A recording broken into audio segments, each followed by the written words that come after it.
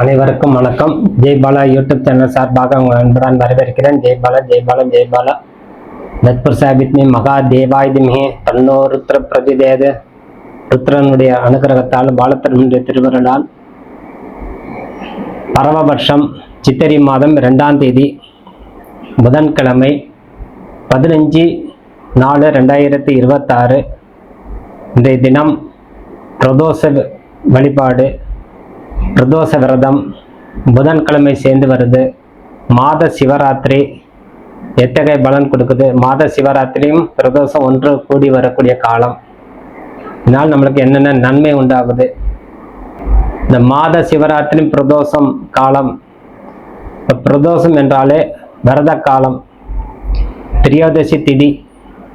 அந்த திதியிலே நம்ம விரதம் இருந்து இறைவனை சேவிக்கும் போது நம்மளுக்கு கிடைக்கக்கூடியது அனைத்து விதமான செல்வம். ஒரு ஆலயம் சென்று வந்தால் நம்மளுக்கு என்ன கிடைக்குது? முதல்ல மன மகிழ்ச்சி கிடைக்குது. அது ஈஸ்வரனை போய் தரிசனம் செய்யும் போது மற்றற்ற மகிழ்ச்சி கிடைக்குது. ஓம் நமசிவாயங்கிற பஞ்சாட்சர மந்திரம் நம்மளுக்கு அத்தகைய சக்தி கொடுக்குது. அந்த ஓம் நமசிவாயங்கிற சக்தி எப்படி கொடுக்குது?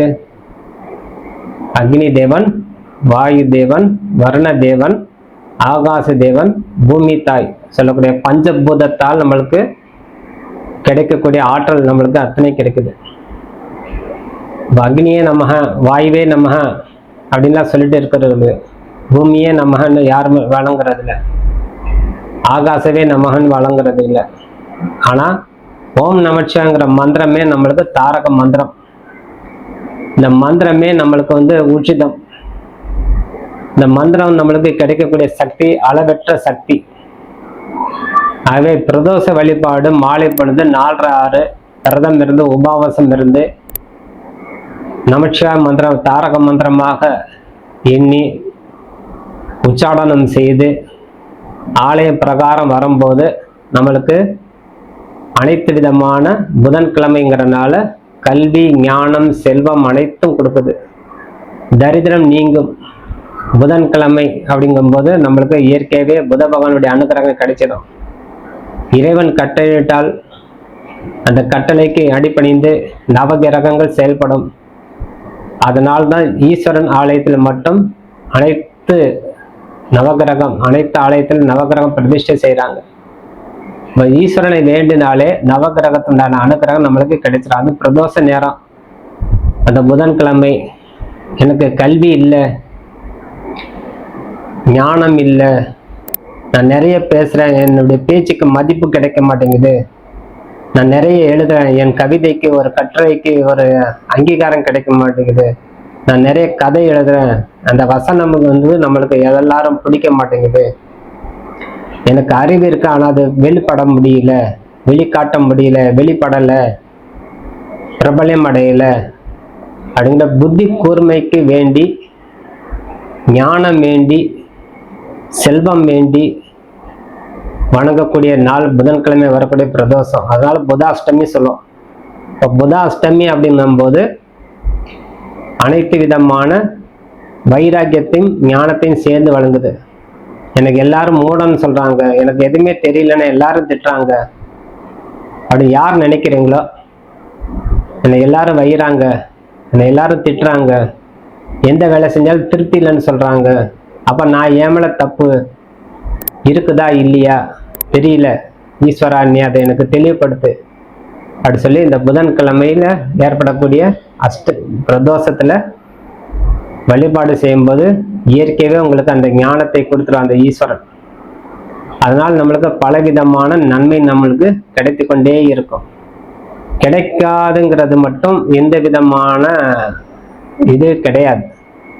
நம்ம தேடி சென்றால் அனைத்தும் கிடைக்கும். இறைவனை நாடணும், நீ தான் கதின்னு சரணம் அடையணும், அந்த பக்குவ நிலை நம்மள வரணும். அதுவும் இந்த முக்கியமான காலம், ஒவ்வொரு விசேஷத்துக்கு, ஒவ்வொரு விரத காலத்துல, ஒவ்வொரு பண்டிகையில மனதார வேண்டிட்டு வரணும். அது செய்ய செய்ய செய்ய நம்மளுக்கு இயற்கை வளம் பெற்று வாழலாம். பிரபஞ்சம் நம்மகிட்ட பேசும் தானாவே. பிரபஞ்ச சக்தி நம்மளுக்கு மனசுல பேசும். நீ செய்யறது தப்பா பேசுறடா அப்படின்னு யாராவது மனசுல சொன்ன மாதிரி தெரிஞ்சுட்டா அந்த வார்த்தை நம்ம பேசுவோமா? டேய் நீ செய்யறது தவறான வேலைடா, நீ சரியான முறையில செய்யணும் அப்படின்னு மனசு சொல்லிச்சுன்னா இறைவன் அடி எடுத்து கொடுக்குறான்னு அர்த்தம். அப்ப நம்ம செய்யற வேலை தவறாக நடந்து கொண்டு இருந்தாலும் நம்ம அறியாமலே மனதார அவர் உணர்த்திடுவார், நீ தவற செய்யற, அதனால உனக்கு அது பாதகம் அப்படிங்கிற மனசுல படும்போது அந்த தவறு நம்மளுக்கு செய்யாமல் தடுத்து ஆட்கொள்வார். இதுதான் இறைவன், இதுதான் சிவபெருமான், அது புதன்.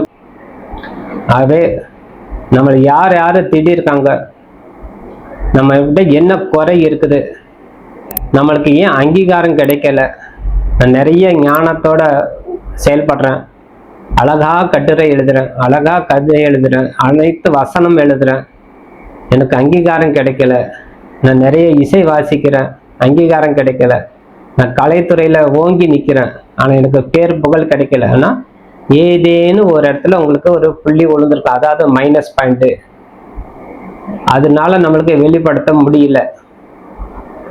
அப்ப அந்த புதன்கிழமையில வரக்கூடிய காலத்துல பிரதோஷம் போன்ற விசேஷத்துல கலந்து கொண்டு சிவபெருமான மனதார வேண்டி ஈஸ்வரா அப்படின்னு இந்த 4:06 3:45 4:06, அப்ப நீங்க எத்தனை மணி? 3:45 4 ஆலயத்தில் சென்று விடணும். 6 மணிங்கிறது 6:30 மணி வெளியில வரணும். அப்போ 2 மணி நேரம் மேல நீங்க ஆலயம் சென்று அந்த ஈஸ்வரன் மன்றாடணும். ஒரே தாரக மந்திரம், எந்த போன் வந்தாலும் அட்டன் பண்ணாதீங்க. 1 கோடி ரூபா நஷ்டமாக போறது கிடையாது. மனதார வேண்டி வாருங்க. எந்த அன்பர்களா இருந்தாலும், ஐயா எனக்கு இதுதான் குறை, ஒரு கோரிக்கை வைங்க, அந்த கோரிக்கை வெற்றி பெறும் நிச்சயமா. பல கோரிக்கை வைக்காதுங்க, கன்ஃபியூஸ் பண்ணிக்க கூடாது. எனக்கு இது மூலமா எனக்கு ஒரு அங்கீகாரம் வேணும், இது மூலம் எனக்கு ஒரு ஆற்றல் வேணும், இதனால எனக்கு ஒரு சக்தி வேணும், அந்த சக்தி கொடு இறைவா அப்படின்னு சொல்லி மனதா அந்த பிரதோஷ நாயனார் போய் வழிபாடு செய்யும்போது, நந்தி பகவான் போய் வேண்டியும் போது அந்த அம்பிகையை சேர்த்து, சிவபெருமான் அம்பிகையோட சேர்த்து தான் வலம் வருவார். பிரதோஷ காலத்துல தனித்து வர மாட்டார். அதனால அம்மனை சேர்த்து வழிபாடு செய்யும் போது அதுக்காண்டி தான் பிரதோஷ மூர்த்தின்னு பேர். அதுக்கு பிரதோஷ நாயனார் கூட சொல்ல மாட்டார், நாயனார்னா தனி நபர். பிரதோஷ மூர்த்தினா அம்பாள் சேர்த்து தான் வலம் வரும், ஆலயம் சுத்தி வரும், தனித்து சிவன் வரமாட்டார். அப்ப அம்பிகையோட சேர்த்து வழிபாடு செய்யும்போது சிவபுராணம், கோளாறு பதிபகம் போன்றவற்றை பாராயணம் செய்து நம்மளுக்கு வரும்போது அனைத்து விதமான மனதில் ஒரு திடம் கொடுக்கும். அதனால இந்த தினம் மாத சிவராத்திரி வேற, அபிஷேகத்துல கலந்து கொண்டு, ஆராதனை கலந்து கொண்டு, இரவு முழுவதும் உபவாசம் இருந்து, ஜலம் அப்படின்னு சொல்லலாம், தண்ணி மட்டும் அருந்து இந்த சிவராத்திரிக்கும் பிரதோஷம் சேர்த்து விரதம் இருந்து வரும்போது நம்மளுக்கு அனைத்து விதமான நன்மை உண்டாகும். ஈஸ்வரனுக்கு அபிஷேக பொருளான நிறைய அபிஷேக பொருள் இருக்குது. அதுல நம்மளால என்னென்ன வாங்கி கொடுக்க முடியுமோ கொடுக்கலாம்.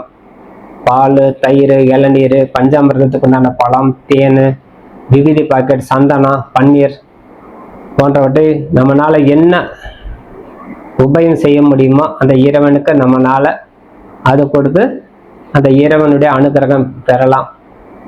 ஒரு 100 லிட்டர் பால் வருது, ஆனால் சந்தனம் பண்ணும்போது கொஞ்சம் தான் இருக்கும். ஒரு பாக்கெட் சந்தனம் வாங்கி கொடுங்க, அதே காசுக்கு நிறைய சந்தன அபிஷேகம் நடக்கும். அப்போ அதே மாதிரி தான் பால், தயிர் மட்டும் வாங்கி கொடுக்க மட்டும் இல்லாமல் மஞ்சள் பொடி, அபிஷேகப்பொடி, தேன் நிறைய வாங்கி கொடுங்க, இளநீர் நிறைய வாங்கி கொடுங்க. அதே காசு தான் வரும்போது, பால்குடைய காசு தான். விபூதி வாங்கி கொடுங்க, நல்ல விபூதி பஸ்மம். நீங்க 1 கிலோ விபூதி வாங்கி கொடுக்குறீங்க அபிஷேகத்துக்குன்னா, அந்த அபிஷேக விபூதி எடுத்து ஒரு தட்டுல வச்சு எத்தனை பேர் அது உபயோகப்படுது பாருங்க. அத்தனை பேர் அந்த விபூதி, அபிஷேக விபூதி இட்டுக்கிறாங்க உங்க சார்பா தான். இப்ப நீங்க கொடுத்த விபூதினால ஈஸ்வரனை அபிஷேகம் செய்து அது எல்லாரும் நெத்தில இட்டுக்கும் போது அது உங்களுக்கு ஒரு பெரிய புண்ணியமே கிடைக்குது.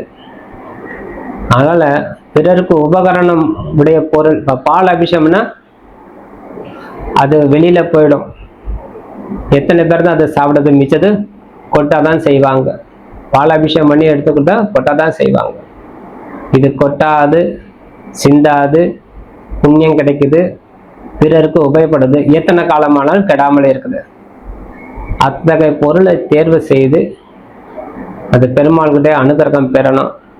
அதனால் இன்றைய தினம் காலையில் நீராடி மனதார வேண்டி, ஐயா இன்றைய தினம் புதன்கிழமை பிரதோஷம், மாத சிவராத்திரி, காலையில் சிவாலயம் சென்று தரிசனம் செய்து மாலை பிரதோஷ நேரம் வழிபாடு யார் செய்து வராங்களோ அவங்களுக்கு அத்தனை விதமான அனுகிரகம் கிடைக்குது. அனுகிரகம் பெற்று வாழ்றாங்க. பல துறையில் முன்னேறினவங்களுக்கு கேட்டால் சொல்லுவாங்க, இந்த பிரதோஷத்துக்கு எங்கே இருந்தாலும் தவறாமல் அந்த ஆலயத்துக்கு சென்று விடுவேன். இந்த ஆலயம்தான் வரணும், இல்லை எந்த ஆலயத்துக்கு போனாலும் நமச்சிவாய மந்திரம் சொல்லாமல் இருக்க மாட்டேன் அப்படின்னு சொல்லி ஓம் நமச்சிவாய் ஓம் நமச்சிவாய்னு சொல்லி வருவாங்க. ஒரு ஆலயம் வலம் வரும்போது யார்கிட்டையும் பேசக்கூடாது. முதல்ல பேசாமல் எத்தனை நீங்கள் சுற்றுறீங்க, 50, 10, 108 எத்தனையாக இருந்தாலும் நமச்சிவாய மந்திரம் தவிர வேறு எதுவுமே நாக்குள்ள ஒழிக்கக்கூடாது. பக்கத்தில் சேர்த்து சுற்றுவாங்க, அவங்ககிட்ட பேசிட்டே சுற்றுறது. அவங்க குடும்ப கதை, இவங்க குடும்ப கதை, நடுவில் ஒரு ஃபோன் வரும், டெலிஃபோன், மொபைல் எடுத்து பேசுறது, இத்தனை கட் பண்ணுது. பிரதட்சணம் வரனா எப்போ பிரதட்சணம் செய்கிறோம் அப்படின்னு சுற்றி வரணும்னு ஈஸ்வரன் நினச்சிக்கிட்டீங்களா, அதில் எந்த விதமான டிஸ்டர்ப் மைண்டு வச்சுக்காம இந்த பிரதோஷத்தில் முழுமையாக வழிபாடு செய்து வரும்போது கைமேல் பலன் கொடுக்கும். ஆகவே இந்த தினம் மாத சிவராத்திரி பிரதோஷம் சேர்ந்து வரக்கூடிய காலங்கிறனால ஈஸ்வரனுடைய பரிபூர்ண கிருபா கடாசம் பெற்று வாழ்வாங்க வாழணும்னு சொல்லி விடைபெறுகிறேன். நன்றி வணக்கம். வாழ்க வளமுடன். நன்றி வணக்கம்.